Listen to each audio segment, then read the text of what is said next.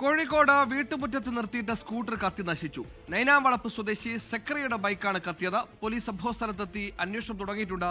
ഷഹദ് റഹ്മാൻ കോഴിക്കോടും ചെയ്യുന്നു. ഷഹദ്, ഏതെങ്കിലും തരത്തിലുള്ള അസ്വാഭാവികത ഈ ഘട്ടത്തിൽ സംശയിക്കുന്നുണ്ടോ? എന്താണ് വിവരം?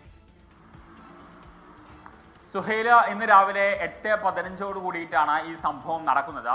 വീട്ടിന് സമീപത്തുള്ള ഒരു കെട്ടിടത്തിൽ ജോലി ചെയ്യുന്നതിനിടയിൽ ഒരു സ്ത്രീയാണ് ഈ ബൈക്ക് കത്തുന്നത് കണ്ടിട്ടുണ്ടായിരുന്നത്. ഉടൻ തന്നെ നാട്ടുകാരെ വിവരം അറിയിക്കുകയായിരുന്നു. തുടർന്ന് നാട്ടുകാരും ആ വീട്ടുകാരും ചേർന്ന് ആ ബൈക്ക് വെള്ളമൊഴിച്ച് തീ അണയ്ക്കുകയായിരുന്നു. സംഭവം അറിഞ്ഞ ഉടൻ തന്നെ പോലീസ് സംഭവ സ്ഥലത്തേക്ക് എത്തുകയും ചെയ്തിട്ടുണ്ട്. പക്ഷേ ഇതിലൊരു അസ്വാഭാവികത ഇല്ല എന്നുള്ളതാണ് പ്രാഥമികമായിട്ട് നമുക്ക് മനസ്സിലാക്കാൻ സാധിക്കുന്നത്.